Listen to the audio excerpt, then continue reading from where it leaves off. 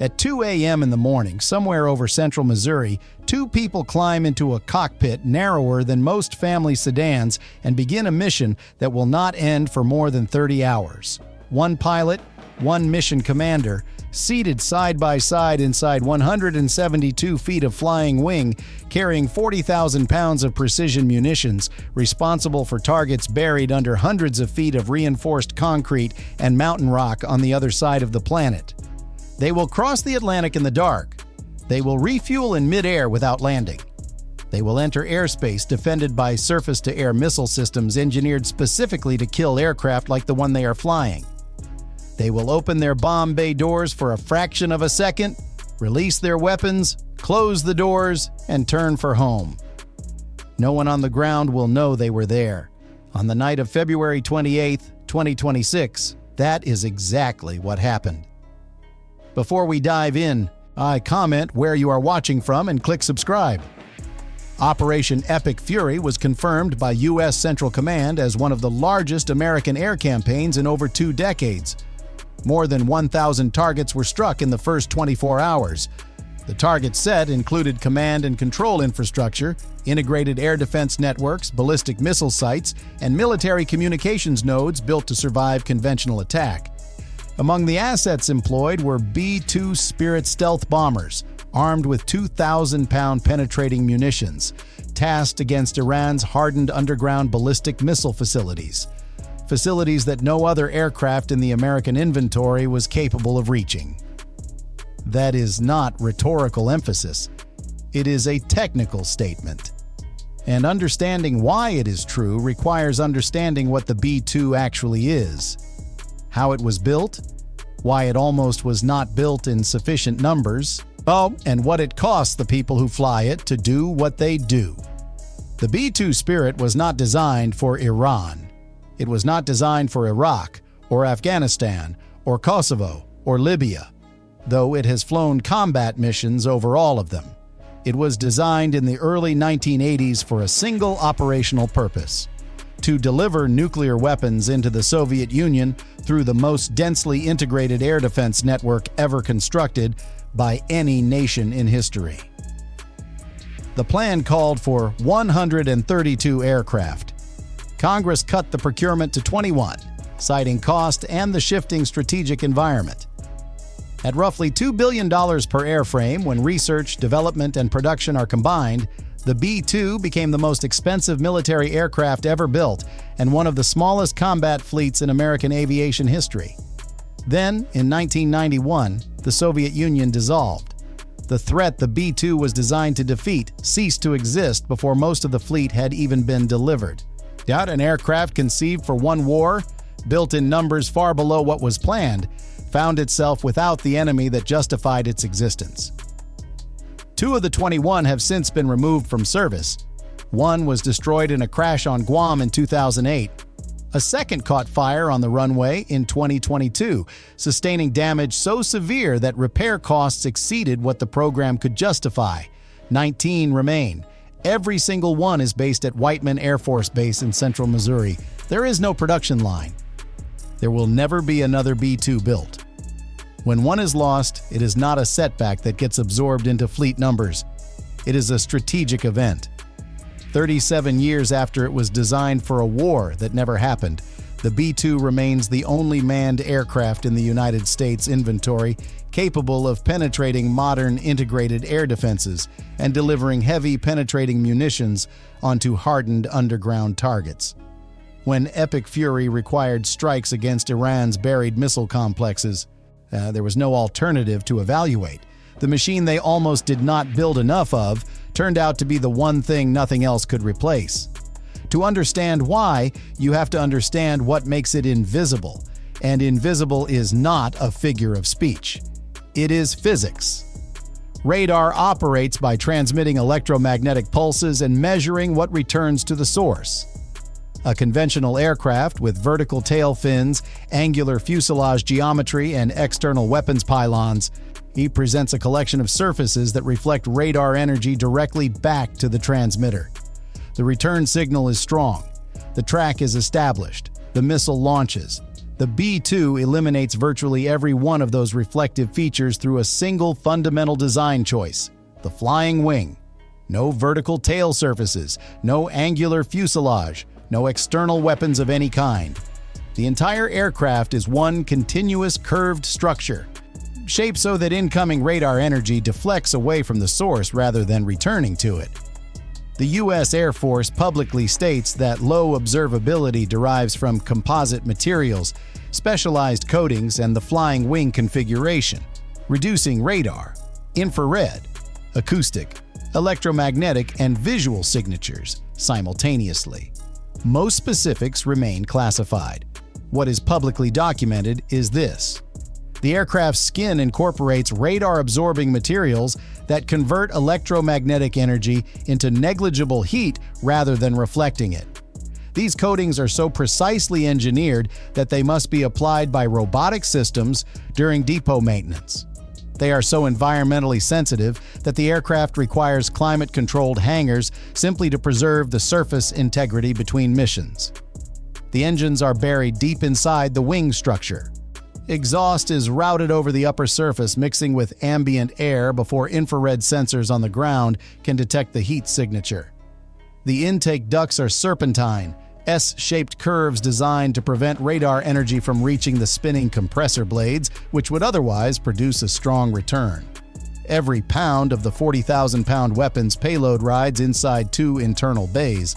He's sealed behind doors that expose the aircraft's profile to detection for a fraction of a second during weapons release. And the aircraft carries a passive sensor suite that detects hostile radar emissions from hundreds of miles away, maps the gaps in enemy coverage in real time, and routes the flight path through the seams in the defense network that the defenders themselves do not know exist. The B-2 does not jam enemy radar. It moves through the spaces between coverage zones, threading geometry that was calculated before the crew ever left Missouri. One more comparison that clarifies why the B-2 was irreplaceable over Iran. A fifth-generation stealth fighter like the F-35 can also penetrate defended airspace, but it carries two 2,000-pound bombs internally. One B-2 carries 16, or it carries two GBU-57 Massive Ordnance Penetrators, each weighing 30,000 pounds, the largest conventional bombs in the American inventory. Designed to punch through 200 feet of earth and reinforced concrete before detonating. No other operational aircraft in the world can carry them. When the target is buried deep inside a mountain, the B-2 is not the preferred option. It is the only option that exists. Much of the operational detail surrounding B-2 missions during Epic Fury remains classified. What follows is reconstructed from confirmed CENTCOM statements, official Air Force doctrine, publicly documented precedent missions, and open-source defense analysis. The B-2's unrefueled range is approximately 6,000 nautical miles. The distance from Whiteman Air Force Base to Iranian airspace exceeds that figure. Every intercontinental strike mission is physically impossible without multiple aerial refuelings conducted in midair, from tanker aircraft prepositioned along the route at precisely calculated rendezvous points across thousands of miles of open ocean. The crew never lands. The aircraft never stops. It refuels in the dark over the Atlantic, continues east, strikes, turns west, refuels again over the Mediterranean or the Gulf, and flies home. The publicly documented 2017 Libya strike illustrates what these missions physically demand of a crew. 34 hours airborne, 15 separate aerial refuelings, 2 crew members, 1 takeoff, 1 landing. That mission established the logistics template for every long-range B-2 strike that followed. When Epic Fury was planned, the playbook already existed. Open-source flight tracking and air traffic control communications, not official military releases, identified 4 B-2s operating under the call signs Pro 41 through Pro 44, with tracking data indicating rendezvous with KC-46 Pegasus tankers over the eastern Atlantic. The Department of Defense has not officially confirmed those specific details. Now, place yourself in that cockpit at hour 12. Missouri is 9 time zones behind you. The Atlantic has been crossed. The cockpit smells like recycled air, perspiration, and the faint chemical signature of environmental control systems that have been running without interruption since takeoff. The instrument displays cast a constant low glow across the panel. Your lower back stopped registering as acute pain somewhere over the mid-Atlantic and settled into a dull, permanent compression that you have stopped tracking because tracking it changes nothing. Then the defensive management system activates. Iranian radar emissions populate the display in real time. Early warning systems, acquisition radars, fire control radars associated with surface-to-air missile batteries, capable of engaging targets at your altitude and speed. Each symbol on the display represents a system designed, purchased, and positioned specifically to find and kill aircraft. Your aircraft was engineered so it cannot find you. But engineered to and guaranteed to are not the same phrase. The crew understands the difference between a design specification and an outcome. They have understood it since Missouri. You are not jamming. You are not outrunning. You are threading through gaps in coverage that mission planners calculated against intelligence on every known radar position, every tracked frequency, every documented capability in the Iranian Integrated Air Defense Network. If the intelligence is accurate, you are invisible. If it is not, you will find out the way everyone finds out in an active air defense environment: the target area. The aircraft's radar activates in low probability of intercept mode, power levels and frequencies calibrated to avoid triggering warning receivers below. Synthetic aperture mapping confirms target coordinates against preloaded mission data. GPS-aided targeting systems feed continuous updates to the munitions guidance units. Bomb bay doors open. Weapons eject. Doors close. Total profile exposure measured in fractions of a second. CENTCOM confirmed the weapons employed as 2,000-pound bombs. Aviation analysts assess them as GBU-31 Joint Direct Attack munitions, equipped with BLU-109 penetrating warheads, though that specific configuration has not been officially confirmed. The tactical logic is clear when you understand what was being targeted. Iran's subterranean ballistic missile complexes are not simple bunkers. They are mountain facilities featuring reinforced overhead launch apertures, blast doors built directly into the ceiling structure of hardened cave systems, with automated rapid loading mechanisms designed to raise a ballistic missile to the surface for launch without ever exposing it to open air or overhead surveillance. The B-2S were tasked with placing penetrating munitions directly onto those ceiling doors, or punching through rock and steel to destroy the launch infrastructure underneath before any missile could leave the mountain. The aircraft turns west before the weapon's impact. The B-2's combat record had already established that this was possible long before February 28th. During Operation Allied Force over Kosovo in 1999, the B-2's first combat deployment, the fleet flew less than 1% of total Allied sorties. It destroyed 33% of all targets struck in the first 8 weeks of the campaign. That ratio proved something no specification document could demonstrate in advance. One aircraft arriving undetected, delivering precision weapons against defended targets, could produce results wildly disproportionate to the number of missions flown. The mathematics of stealth are not linear. The 2017 Libya mission refined the Intercontinental logistics further, establishing the tanker choreography, crew endurance protocols, and weapons employment sequence that would be used again when Epic Fury was executed. Every one of those capabilities comes with constraints that supporters and critics of the program agree on without argument. 19 aircraft for global coverage. Stealth coatings requiring climate-controlled hangars and robotic application during depot maintenance. Every aircraft pulled from service every 9 years for months of programmed depot overhaul at Northrop Grumman's Palmdale facility. Government Accountability Office reporting has documented that low observable materials represent a major and persistent driver of maintenance burden and reduced fleet availability. Losing one B-2 to combat, to mechanical failure, to any cause is not an operational setback. It is a strategic reduction of irreplaceable national capability. And the intercontinental missions that define the aircraft's value depend entirely on aerial refueling tankers. Aircraft that are not stealthy, not fast, and not built to survive in contested airspace. The B-2 can disappear. The aircraft that sustain it cannot. By 2032, that dependency on a 19-aircraft fleet will begin to resolve. The Northrop Grumman B-21 Raider is the aircraft being built to carry what the B-2 started. A next-generation stealth bomber designed from the ground up with updated low observable technology, modern composite structures, and an open systems architecture that allows rapid integration of new weapons and sensors without the costly overhauls that define B-2 sustainment. As of early 2026, the B-21 is in flight testing at Edwards Air Force Base and has entered low-rate initial production.